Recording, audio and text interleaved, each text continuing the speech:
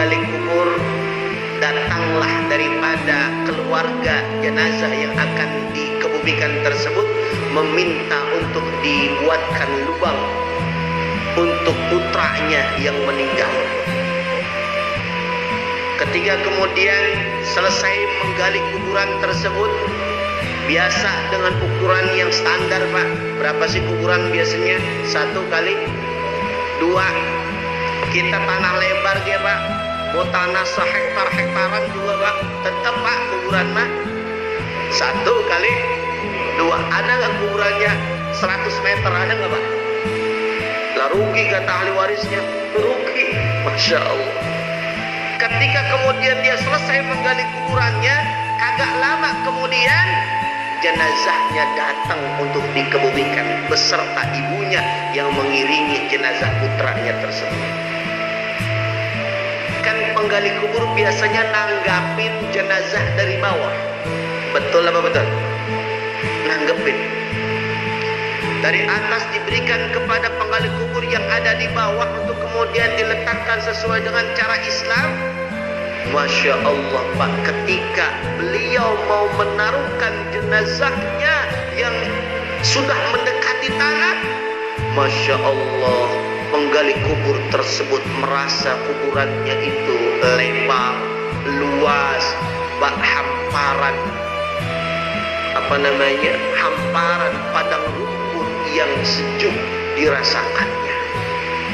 Jenazah mau ditaruh, itu lubang kuburnya menjadi lapang. Masya Allah, menjadi lapang. Lalu kemudian ada orang yang langsung menghampiri, seakan-akan mau mengambil jenazah yang akan ditaruh tersebut, Pak. Seorang itu berkuda kemudian mau mengambil jenazah tersebut. Lalu penggali kubur ini cepat-cepat untuk naik ke atasnya.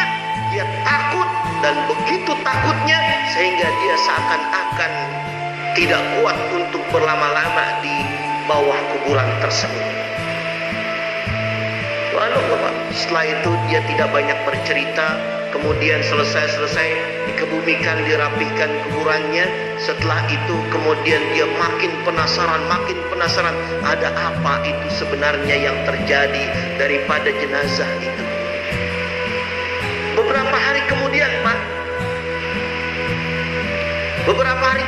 ada lagi orang yang datang lagi, Pak, ke makam tersebut agar minta digalikan kuburan lagi. Dan orang yang sama yang datang ke kuburan tersebut, Pak, seorang ibu yang sama. Lalu kemudian digali lagi kuburannya, dikuburkan sesuai dengan ukuran yang standar 1 kali 2. Lalu kemudian jenazahnya datang, dimasukkan ke liang lahatnya. Tapi hal itu pun sama berlaku bagi jenazah yang kedua tersebut, Pak. Kuburannya menjadi lapang. Kemudian didatangi, disambut dengan beberapa orang yang berjubah putih. Lalu kemudian seakan-akan mau mengambil daripada jenazah tersebut. Masya Allah, kali ini dia tidak ketakutan, Pak. Dia menyaksikan, dia memperhatikan apa yang ada, perubahan yang terjadi di kuburan tersebut. Selepas kemudian dia merapihkan kuburan tersebut, lalu ibu yang kemudian menguburkan putranya tersebut ditanya oleh penggali kubur tersebut, "Wahai ibu, siapakah yang meninggal, yang awal dan yang kedua ini?" Lalu ibu itu menjawab, "Kedua-duanya adalah putra kesayangan saya." "Wahai ibu, apakah amalan yang dilakukan oleh putra-putra ibu tersebut? Apakah yang dilakukan oleh putra-putra ibu tersebut selama hidup di dunia?" Ternyata, Pak, amalannya tidak lain dan tidak bukan, "Wahai bapak penggali kubur, anak saya tidak mengamalkan apa-apa seperti yang bapak tanyakan.